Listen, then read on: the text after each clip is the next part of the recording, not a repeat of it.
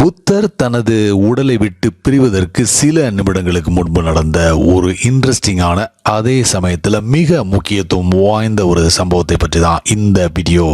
அந்த கடைசி நிமிடங்களில் புத்தரை பார்த்து தன்னிடமிருந்த கேள்விகளை கேட்க ஒரு மனிதன் ஓடோடி வந்தான்.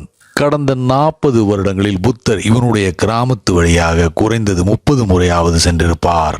அவரை பார்க்க வேண்டும் என்ற விருப்பம் இருந்தாலும் 30 வருடங்களாக அதை பிறகு பார்த்து கொள்ளலாம் என்று தள்ளி போட்டு கொண்டே வந்தான். இப்போது அவர் இந்த உலகை விட்டு போகிறார் என்று தெரிந்தவுடன் அலறி அடித்துக்கொண்டு புத்தரை பார்க்க ஓடோடி வந்தான். புத்தரின் சீடர் ஆனந்தா அந்த மனிதனை பார்க்க அனுமதித்தாரா? அந்த மனிதன் புத்தரிடம் கேட்க நினைத்த கேள்விகள் என்னவாயிற்று? நாம் ஏன் வாழ்க்கையில் எப்போதுமே மிக முக்கியமான வேலைகளையே ஒத்தி போட்டு கொண்டே இருக்கிறோம்?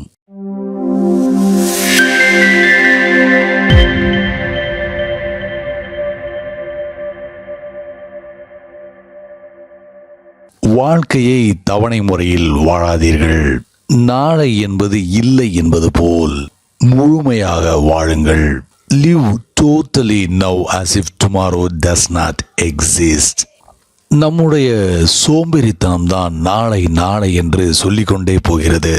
நம்முடைய தயக்கம்தான் இப்போது எதற்கு ரிஸ்க் எடுக்க வேண்டும் என்று நினைக்க வைக்கிறது. எனவே நாம் இதற்கு இப்போது என்ன அவசரம் என்று சொல்கிறோம். ஒரு செயலை ஒத்தி போடுவதற்கு, அதை தள்ளி வைப்பதற்கு 1001 காரணங்களை தேடுகிறோம். அதுவும் முக்கியமான வேலைகளையே அதிகமாக தள்ளி வைக்கிறோம்.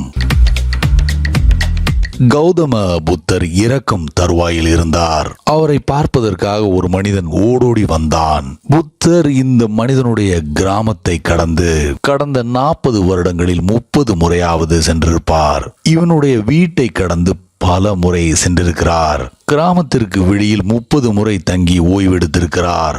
ஆனால் இந்த மனிதன் புத்தரை பார்க்க வேண்டும் என்பதை எப்போதும் ஒத்தி போட்டு கொண்டே இருந்திருக்கிறான்.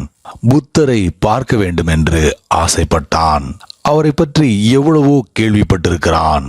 ஆனால் சின்ன சின்ன நொண்டி சாக்குகள், ஸ்மால் எக்ஸ்கியூசஸ் எப்போதுமே அவனை தடுத்திருக்கிறது. அவர் ஒரு வியாபாரி, கடை ஒன்று வைத்திருந்தார். எனவே வாடிக்கையாளர்கள் அதிகமாக இருந்தார்கள். மனைவிக்கு உடல் நலம் சரியில்லை, மருத்துவரை பார்க்க போயிருந்தேன் என்று ஏதாவது காரணங்கள் அவருக்கு இருந்து கொண்டே இருந்தது. ஆனால் திடீரென்று ஒரு நாள் புத்தர் இவருடைய கிராமத்திற்கு வெளியில் தான் தங்கியிருந்தார்.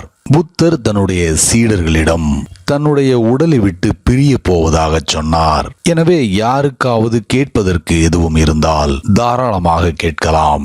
வருங்காலத்தில் புத்தர் சீடர்களில் ஒருவர் மனதில் இருந்த கேள்விக்கு பதிலே சொல்லாமல் சென்று விட்டார் என்று யாரும் சொல்லக்கூடாது என்று கேட்டுக்கொண்டார். கடந்த 42 வருடங்கள் உங்களுடைய கேள்விகளுக்கு விடையளித்து கொண்டு வந்திருக்கிறேன். ஒருவேளை இன்னும் சில கேள்விகள் மீதம் இருக்கலாம். நான் என் உடலை விட்டு போவதற்கு முன்னால் எல்லா கேள்விகளுக்கும் விடையளிக்க விரும்புகிறேன் என்று சொன்னார். சீடர்கள் கண்களில் கண்ணீருடன், நாங்கள் கேட்ட கேள்விகளுக்கும் மேல் பதிலளித்து விட்டீர்கள். கேட்கலாம் என்று நினைத்த கேள்விகளுக்கும் விடையளித்து விட்டீர்கள். உங்களை இனி தொந்தரவு செய்ய விரும்பவில்லை. நீங்கள் நிம்மதியாக உங்கள் உடலை விட்டு பிரியலாம். இது கேள்விகளுக்கான தருணம் அல்ல, பேசுவதற்கான நேரம் அல்ல. நாங்கள் அமைதி காக்க விரும்புகிறோம். அமைதியாக நீங்கள் இந்த யுனிவர்சல் கான்சியஸ்னஸிற்குள் மறைவதை பார்க்க போகிறோம் என்றார்கள். புத்தர் 3 முறை கேட்டார். அது அவருடைய வழக்கம். பல முறை சீடர்கள் ஏன் 3 முறை கேட்கிறீர்கள் என்று கேட்டிருக்கிறார்கள். அதற்கு அவர் 1 முறை என்பது கூட குறைவுதான். மக்களுக்கு சரியாக காது கேட்பதில்லை. நான் மீண்டும் கேட்கிறேன். யாருக்காவது கேள்விகள் இருந்தால் யோசிக்க வேண்டாம், ஒளிந்து கொள்ளவும் வேண்டாம் என்று சொன்னார். ஆனால் சீடர்கள் மீண்டும் மீண்டும் தங்களிடம் எந்த கேள்விகளும் இல்லை என்று பதில் சொன்னார்கள். எனவே புத்தர் அவர்களிடம், அப்படி என்றால் நான் தியானத்தின் 4 நிலைகளுக்குள் நுழைகிறேன். முதல் நிலையான தியானத்தில் ஒருவர் உடலை விட்டு விலகுகிறார். 2வது நிலை தியானத்தில் மனதை விட்டு விலகுகிறார். 3வது நிலை தியானத்தில் ஒருவர் இதயத்தை விட்டு செல்கிறார். 4வது நிலையில் தன்னிடமிருந்து விலகி பனித்துளியானது கடலுக்குள் கலந்து மறைகிறது என்ற. எனவே தன்னுடைய கண்களை மூடினார். அந்த வினாடிதான் இந்த மனிதன் கிராமத்திலிருந்து என்னிடம் ஒரு கேள்வி இருக்கிறது என்று சொல்லிக்கொண்டே ஓடோடி வந்தான். மக்கள் அவனிடம், டேய் முட்டாள், 30 முறை புத்தர் உன்னுடைய கிராமத்திற்கு பக்கத்தில் தங்கியிருந்திருக்கிறார், நீ எங்கே போய் தொலைந்தாய் என்றார்கள்.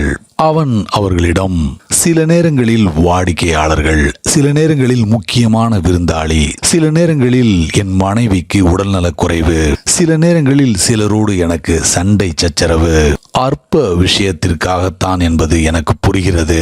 புத்தரை சந்திக்காமல் ஊத்தி போட்டது என்னுடைய முட்டாள்தனம்தான். ஆனால் அவர் இந்த உலகை விட்டு செல்கிறார் என்று கேள்விப்பட்டவுடன் இப்போது என்னால் தள்ளி போட முடியாது. ஐ cannot postpone என்றார். ஆனால் புத்தரின் தலைமைச் சீடர் ஆனந்தா அந்த மனிதரிடம், இப்போது நீ அமைதியாக இரு, அவர் ஏற்கனவே தியானத்திற்குள் சென்று விட்டார், கண்களை மூடிவிட்டார், இப்போது நீ செய்வது நாகரிகம் இல்லாத செயல், இன்னொரு பிறவிக்காக காத்திரு, இன்னொரு புத்தரை பார்த்தால் அப்போது உன்னுடைய கேள்விகளை கேள். மேலும் நீ 30 வருடங்கள் கேள்விகளை தள்ளி போட்டதை வைத்து பார்க்கும்போது அந்த கேள்விகள் ஒன்றும் முக்கியமான கேள்விகளாக இருக்க வாய்ப்பே இல்லை. ஏனென்றால் அந்த கேள்விகளுக்கு நீ முக்கியத்துவம் கொடுக்கவே இல்லை என்று சொன்னார். ஆனால் புத்தர் அப்போதுதான் மனதை விட்டு விலகியிருந்தார். எனவே மீண்டும் கண்களை திறந்து, ஆனந்தா, நான் உயிரோடு இருக்கும்போது ஒருவர் கேள்விகளோடு வந்தால் நான் அவருக்கு பதில் சொல்லவில்லை என்ற அவப்பெயரை விட்டு செல்ல விரும்பவில்லை. அந்த நபரை என்னிடம் அனுப்பு. நான் மனதை தாண்டிதான் சென்றிருந்தேன். எனவே திரும்ப வருவதில் பெரிய சிரமம் எதுவும் இல்லை. காரணம், அதுதான் வாழ்க்கை முழுவதும் நடந்து கொண்டிருந்தது. உன்னிடம் பேசும்போது எனது மனதிற்குள் நுழைய வேண்டியிருக்கும், பேசாத போது மனதை விட்டு விலகி இருப்பேன். அது ஒரு பிரச்சனை இல்லை, இதை பெரிதுபடுத்தாதே என்றார். அந்த மனிதனுக்கு கேட்பதற்கு 1000 கேள்விகள் இருந்தன. ஆனால் இப்படிப்பட்ட சூழ்நிலையை பார்த்தவுடன் அவருக்கு ஒன்றுமே நினைவுக்கு வரவில்லை. எனவே அவர், என்னிடம் பல கேள்விகள் இருப்பதாக நான் நினைத்ததுண்டு, ஆனால் இப்போது உங்களை பார்க்கும்போது நான் ஒரே ஒரு கேள்விதான் கேட்க விரும்புகிறேன். அந்த கேள்வி, உங்களிடம் என்ன கேட்க வேண்டும், what should I ask you என்பதுதான். இப்போது அவகாசமும் அதிகம் இல்லை. நீங்கள் படகில் அப்போதுதான் ஏறி இருந்தீர்கள், எனக்காக திரும்ப வர வேண்டியதாயிற்று. எனவே உங்கள் நேரத்தை வீணடிக்க முடியாது. எனவே கேள்வி என்ன என்பதை மட்டும் என்னிடம் சொல்லுங்கள். Just tell me exactly what is the question என்று கேட்டார். புத்தர் அவரிடம், நான் திரும்ப வந்தது வீண் போகவில்லை. நீ வாழ்க்கையில் விழிப்பாக இல்லாமல் இருந்திருக்கலாம், உன்னுடைய பொட்டன்ஷியலை உணராமல் இருந்திருக்கலாம். ஆனால் in this moment you are showing your pure intelligence.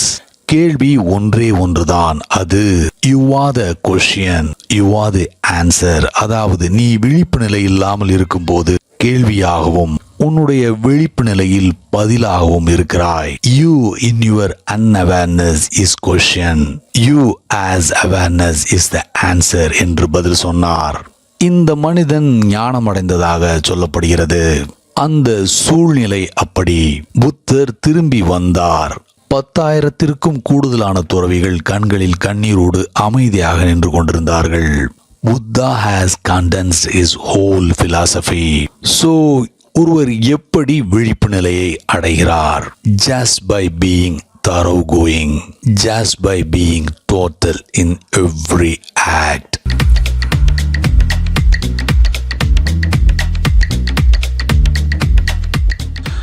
Thanks for வாட்சிங். முடிந்தளவு உங்களோட நண்பர்களோட வீடியோவை ஷேர் பண்ணுங்கள்.